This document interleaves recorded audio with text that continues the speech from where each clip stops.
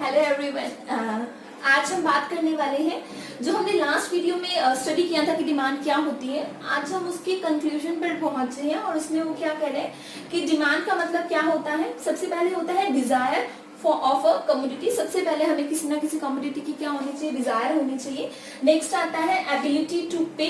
इसके अंदर हमारे पास पैसे होने चाहिए, मतलब यहाँ पे बेसिकली हम बात कर रहे हैं मनी की, कि मनी पावर होनी चाहिए हमारे पास। जो नेक्स्ट आ रहा है वो विलिंगनेस टू स्पेंड, कि हम खर्च करने के लिए भी तैयार हो रहे हैं। इन सभी के बारे में वैसे मैंने लास्ट वीडियो में बहुत डीपली डिस्कस किया है, तो इस वीडियो में जस्ट मैं लेकर चल रही हूँ, मानकर चल रही हूँ कि इतना आप लोगों को आता है।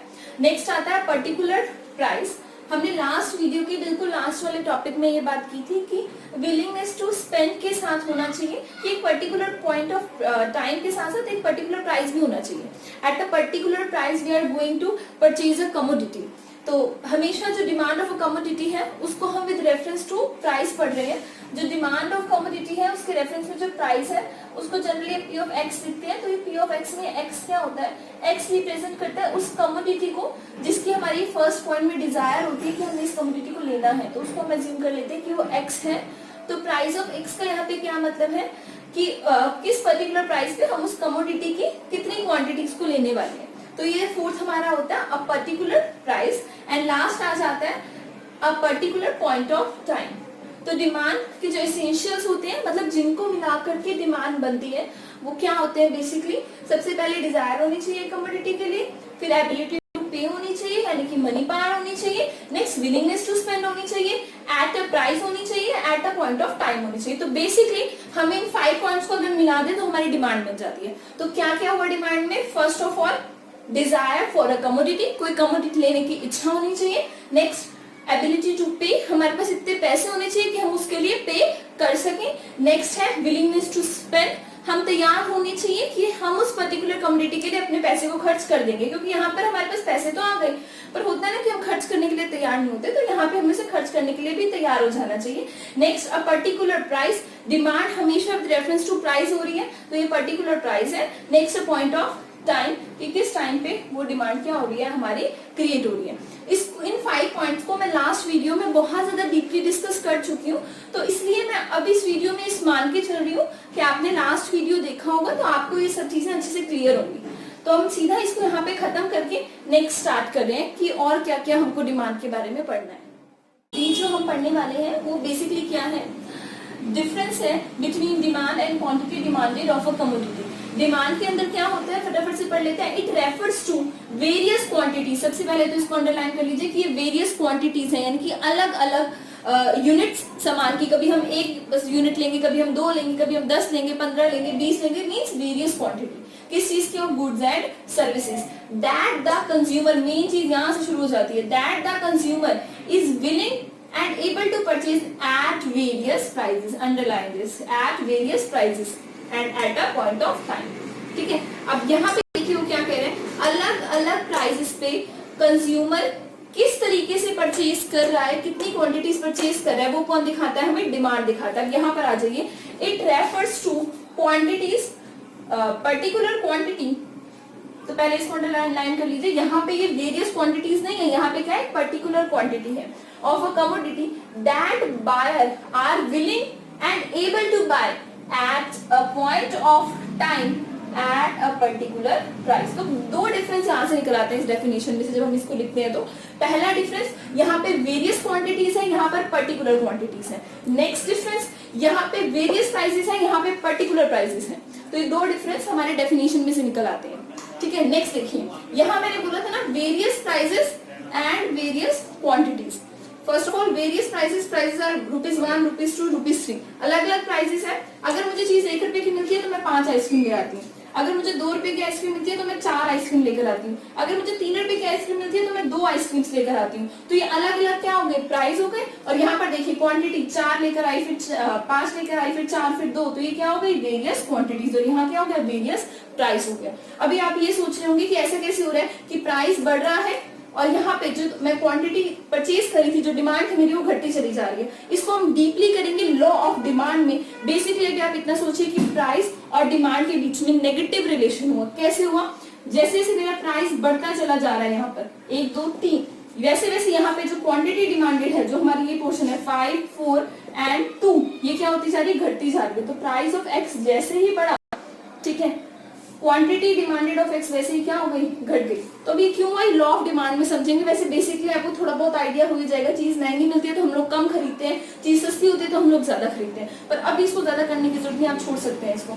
यहाँ पे आ जाइए, यहाँ पे पर्टिकुलर प्राइस होने वाला है, पर्टिकुलर प्राइस में पर्टिकुलर क्वांटिटी को ही हम लोग लेने वाले हैं। जैसे कि मैं 1 रुपए की अगर मुझे आइसक्रीम देगा तो ही मैं 5 लेकर आऊंगी, अगर इससे महंगी सस्ती मिली I am not ready to buy, ठीक है। तो ये क्या हो गया, क्वांटिटी डिमांड हो गया। अब बेसिकली इसी चीज को अगर मैं टेबल में लिख दूं ना, तो आगे जाके मैं इसी को पढ़ूंगी कि ये मेरा क्या है, डिमांड का एक शेड्यूल है, ठीक है। तो अभी आपको ज्यादा करने की जरूरत नहीं है, सिर्फ डिफरेंस के लिए बता रही हूँ कि ये डिमांड किसको शो करता है, पूरे डिमांड के शेड्यूल को, यानी कि relationship between price of the commodity, demand of the commodity, their negative relation.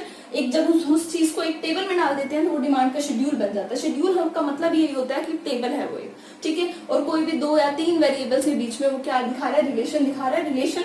अब यहाँ से हमें पता चल रहा है कि नेगेटिव है, तो हम यहाँ पे डिस्क्रिप्शन डाल के ये भी लिख सकते हैं, ये नेगेटिव रिलेशन है। यहाँ हम लिख सकते हैं कि प्राइस है, ये डिमांड है कमोडिटी एक्स की, यहाँ उनका रिलेशन है। अभी आप इतना डीपली मत कीजिए, कंफ्यूज हो जाएंगे बिल्कुल ही। बस इतना समझ लीजिए, डिमांड वेरियस क्वांटिटीज है, वेरियस प्राइसेस है, पर्टिकुलर क्वांटिटी है, पर्टिकुलर प्राइसेस है। डिमांड के अंदर प्राइसेस को घटाकर, ठीक है, या बढ़ाकर डिमांड को बढ़ाया घटा लेना है, वो नेगेटिव रिलेशन आप अपने आप समझ जाइएगा। अगर आप प्राइसेस को बढ़ा रहे हैं तो डिमांड को घटा दीजिएगा, अगर प्राइसेस को घटा रहे हैं तो आप डिमांड को बढ़ा दीजिएगा, ठीक है। वो कॉमन सी बात है, सिर्फ डिफरेंस ही समझा रही हूँ मैं इसमें। और यहाँ पर आप इसमें से कुछ भी एक उठाकर लिख देना। जैसे अभी मैंने वहां पर क्या लिखा है कि 1 पर 5, थोड़ा सा मेसी हो गया ये, 1 पर 5। तो मैंने यानी कि क्या किया, जो यहाँ पे 1 पर 5 वाला था उसको एक को उठाकर यहाँ लिख दिया, यानी कि जो डिमांड के अंदर के एक पॉइंट को, डिमांड के शेड्यूल को मैंने क्या बोल दिया, यहाँ पे क्वांटिटी डिमांडेड का पार्ट बोल दिया, ठीक है। तो ये 1 पर 5 हो गया। तो यानी कि इसने किसको दिखाया, पूरे के पूरे डिमांड के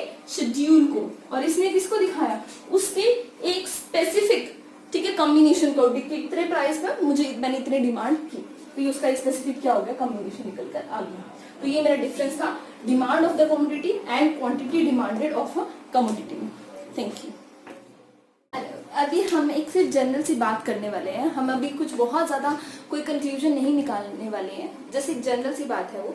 और वो बात क्या है कि आपने कभी ऐसा सोचा है कि जब आपको कोई चीज सस्ती मिल रही है तो आप उसको ज्यादा ले रहे हैं, और अगर वही चीज आपको महंगी मिलती है तो आप उसको कम परचेज करते हैं। तो इसके लिए ना हम ये कहते हैं कि डिमांड और प्राइस के बीच में कैसा रिलेशन निकल आता है, नेगेटिव रिलेशन निकल आता है। कि अगर प्राइस ऑफ अ कमोडिटी बढ़ता है तो उसकी क्वांटिटी डिमांडेड मींस डिमांड उसकी क्या हो रही है, घट रही है।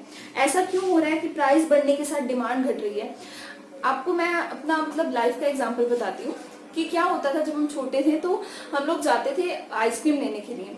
अगर वो आइसक्रीम 2 रुपए में या 3 रुपए में मिल जाती थी तो हम 2-2, 3-3 आइसक्रीम लेकर और उसको खाया करते थे। लेकिन अगर आइसक्रीम 5 रुपीज में मिल रही है या 10 रुपीज में मिल रही है तो हम एक ही लेकर आया करते थे। तो हमने देखो बेसिकली क्या किया कि अगर मुझे आइसक्रीम महंगी मिल रही है, तो अपनी उस बात से बता रही हूँ, अगर मुझे एक दिन प्राइस ऑफ आइसक्रीम, क्योंकि वो आया करता था हमारे घर बाहर बेचने के लिए आइसक्रीम, तो वो उसके ऊपर डिपेंड करता था। अगर मान लो 1 रुपए की मुझे मिल रही है, प्राइस ऑफ आइसक्रीम अगर क्या है, ठीक है, 1 होता था, ठीक है, या फिर 2 हो जाता था, ठीक है। अगर 1 में मिलती थी, अभी नहीं मिलती 1 में आइसक्रीम, बट मिलती थी आइसक्रीम 1 में, अगर वो 1 रुपीज की आइसक्रीम मिलती थी तो मैं ना ऐसा करती थी कि मैं 4 आइसक्रीम लेकर उसको खा लिया करती थी। मे बी अगर 2 में मिलती थी तो मैं 3 आइसक्रीम लेकर खाया करती थी। और अगर आइसक्रीम महंगी होगी और आइसक्रीम 5 रुपीज की मिल रही है, ठीक है, तो अभी इतनी पॉकेट मनी तो होती नहीं थी ना, इतनी मिलते थे पैसे, तो अगर वो 5 रुपीज में मिल रही होती थी ना तो मैं एक ही आइसक्रीम लेकर उतना ही खा पाती थी। तो अभी ये मेरे को क्या पता चला कि जैसे जैसे मतलब ये बचपन से ही आप अगर चाहें तो अपने बचपन में ये एग्जांपल से इकोनॉमिक्स को सीख सकते हैं। जरूरी नहीं है कि आपको रट्टा मारने की जरूरत है कि ऐसा कैसे हो रहा है, या कोई टिपिकल सा एग्जांपल लेने की जरूरत है। तो अभी आप देखिए क्या हो गया, प्राइस ऑफ आइसक्रीम मैंने ये लिखा, और ये मैंने क्या किया, जो आइसक्रीम मैं परचेज करके लाई वहां से और मैंने उसको खाया, तो ये मैंने वो लिख दिया यहाँ पर। अभी देखिए इसके अंदर हमने और क्या देखा, इसको ना अभी एक शेड्यूल की फॉर्म में, एक टेबल की फॉर्म में डाल देते हैं। शेड्यूल थोड़ा टिपिकल वर्ड हो जाएगा अभी यूज करने के लिए, तो अभी मैं इसको क्या डाल देती हूँ, एक टेबल की फॉर्म में डाल देती हूँ, टेबल बना देती हूँ इसका, ठीक है, इसका टेबल बना देते हैं।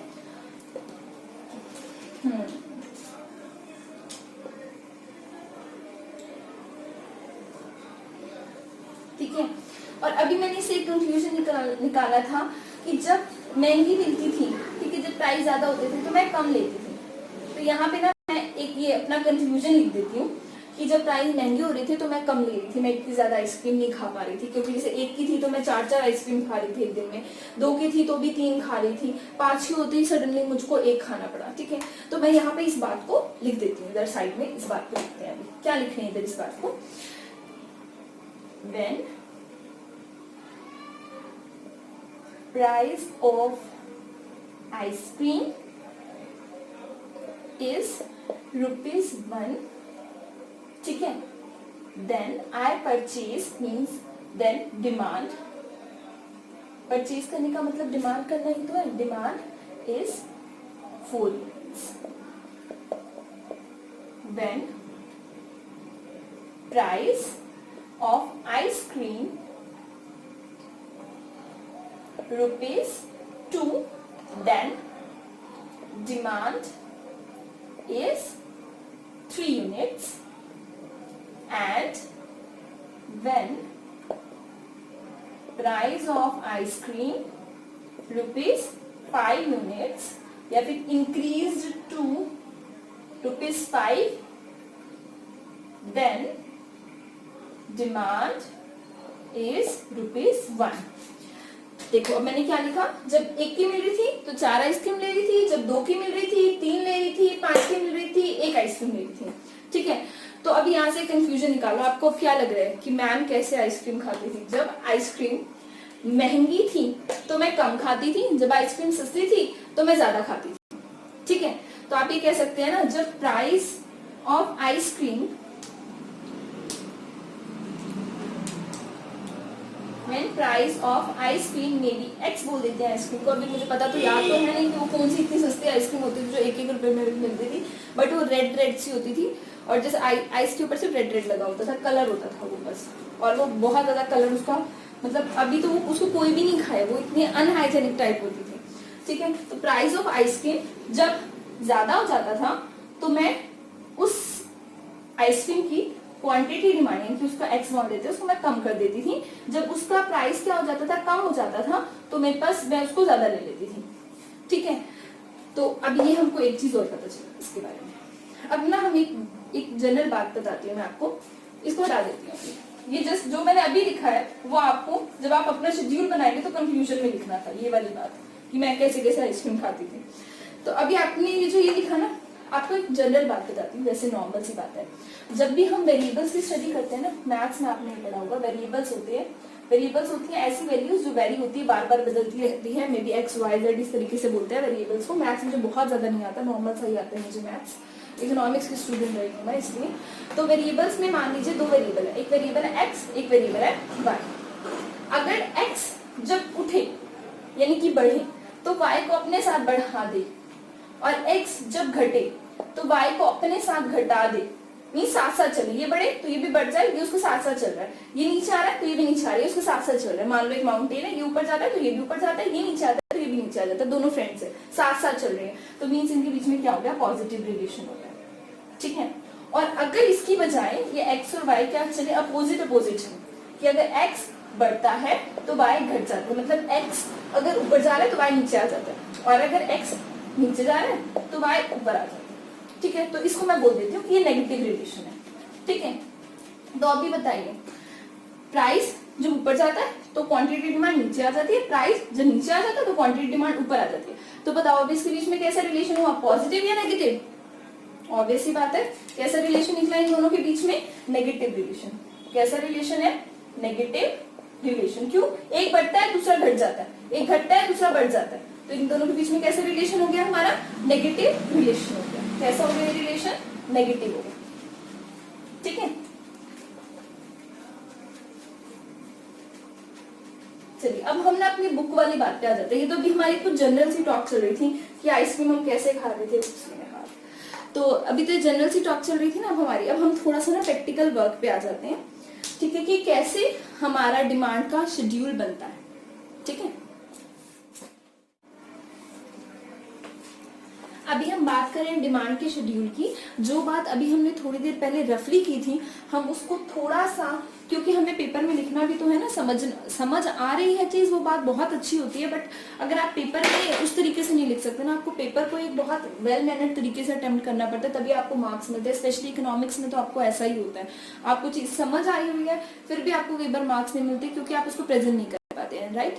तो अभी हम क्या करें, डिमांड के शेड्यूल की डेफिनेशन लिख रहे हैं। बहुत इजी डेफिनेशन मैंने जानबूझ के बुक में से निकाली है, क्योंकि डिफिकल्ट तो आप अपनी बुक्स में से पढ़ सकते हैं, बट एक इजी से फॉर्मेट को मैं ये चाहती हूँ कि आपको बस समझ आ जाए, दिमाग में आ जाए कि होता क्या डिमांड का शेड्यूल। जो बात अभी हमने थोड़ी देर पहले की, मैं रिपीट करी, बस वही ही बात है, तो परेशान होने की जरूरत नहीं है कि ये क्या बन गया हमारे आगे, ठीक है। देखो, डिमांड का शेड्यूल क्या है, एक ऐसा टेबल का आपको मतलब पता है ना, रोज एंड कॉलम्स का कॉम्बिनेशन, एक ऐसा टेबल जो आपको रिलेशन दिखाए कि अलग अलग प्राइसेस पर कंज्यूमर कैसे एक कमोडिटी की अलग अलग क्वांटिटीज की डिमांड करता है। वो आपका क्या हो जाता है, डिमांड का शेड्यूल। डिमांड शेड्यूल बेसिकली एक टेबल है जो आपको ये बताता है कि अलग अलग प्राइसेस पर कंज्यूमर कैसे अलग अलग क्वांटिटी ऑफ अ कमोडिटी को डिमांड को करता है। ऐसा नहीं है कि एक ही कंज्यूमर होने वाला है। कंज्यूमर जब एक कंज्यूमर है, मान लो मैंने इस पूरा का पूरा एक के पॉइंट ऑफ व्यू से बनाया है, मान लीजिए कि मैंने इसको एक ही बंदे के पॉइंट ऑफ व्यू से बनाया, उसका नाम है मिस्टर राम।